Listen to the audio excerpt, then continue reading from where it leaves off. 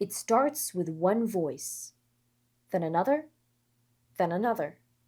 Soon a whole group is singing the same words in the same rhythm, not as a performance, but as a statement. No one needs to be perfect. No one needs to stand out. What matters most is that everyone is singing together. In moments like this, the music isn't about sounding impressive. It's about what the song is communicating and how it helps a group communicate together.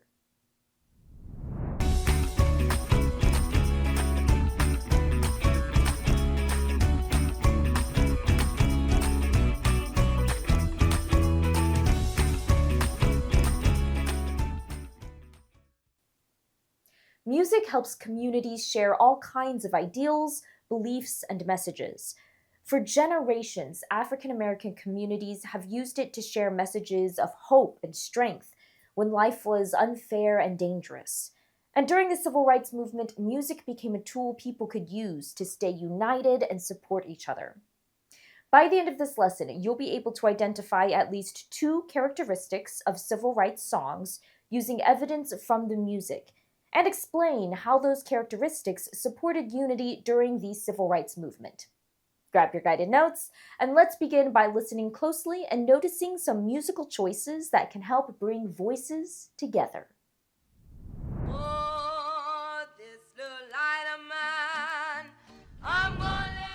Both of the songs we'll analyze today come from the African American spiritual tradition.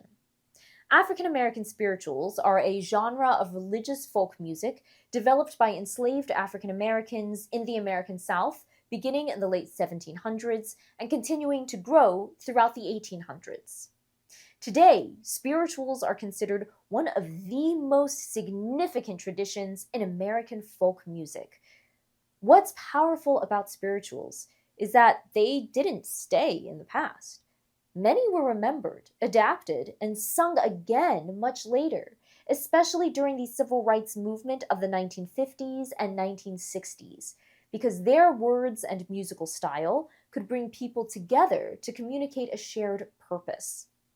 Because spirituals were created to be sung and shared within a community, they often include musical features that make group singing easier and more impactful. In the next two listening excerpts, you'll gather evidence from the music and lyrics as you listen. Along with your guided notes, listen for repetition in the melody and lyrics. Collective language, like we, us, or our, or other group words. And message. What do you think the song is mainly trying to communicate? Make sure to back up your observations by quoting a lyric line or describing what you heard in the music. Our first song is called We Shall Overcome. We are not afraid. We are not afraid. We are not afraid today.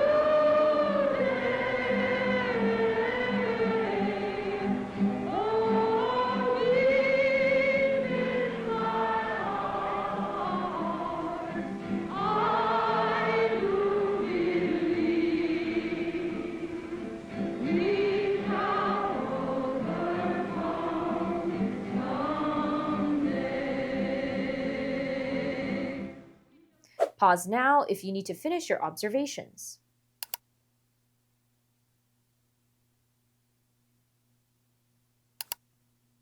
Up next, We Shall Not Be Moved. We shall not be moved. We shall not be moved, just like a tree planted by the water. Oh, we shall not be moved. We are fighting for our freedom. We shall not be moved. Fighting for our freedom, we shall not be moved, just like a tree planted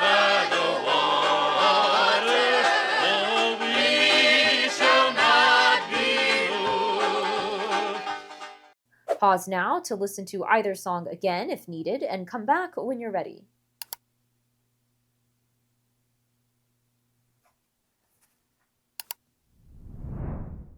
Take a moment to review your notes. What evidence were you able to find for each characteristic? You probably noticed strong examples of repetition.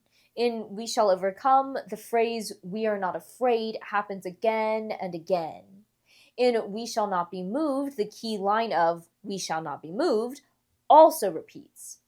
For collective language, both songs rely on group words, especially we. Even the titles say it clearly. These aren't I songs, they're we songs. When it comes to message, We Shall Overcome emphasizes courage in the face of fear, especially in lines like "we are not afraid" and the repeated promise "we shall overcome." We Shall Not Be Moved, on the other hand, focuses on determination and standing firm, shown through the repeated line "we shall not be moved" and the image of being like a tree planted by the water. Nice work. Now let's dig deeper.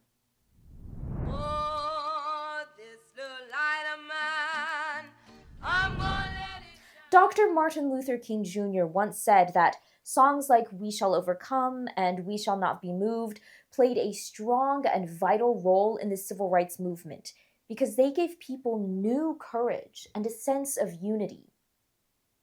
Think back to the song characteristics. Take a moment to consider the use of repetition, collective language, and message. How could each of these characteristics help people sing together and feel united during the marches, meetings, and protests of the civil rights movement? Feel free to use the evidence you gathered earlier as you respond in your guided notes. Pause now to jot down your thoughts.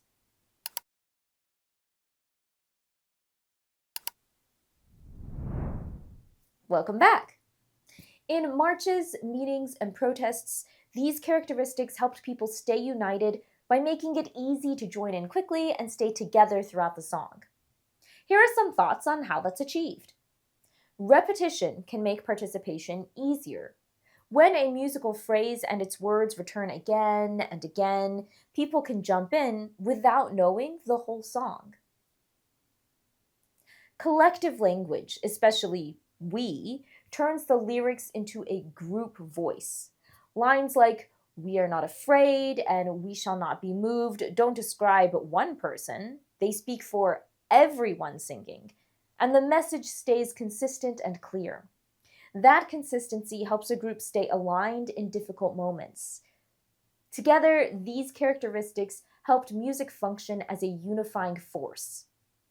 Today, you found evidence of key characteristics in We Shall Overcome and We Shall Not Be Moved, and you explained how those characteristics helped support unity during the civil rights movement.